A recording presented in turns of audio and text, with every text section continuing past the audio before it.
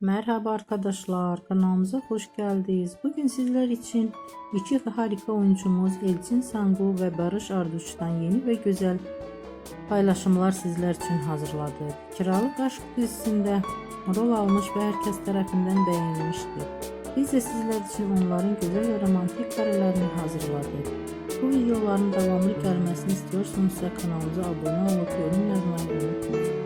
Böylelikle bizden bu kadar.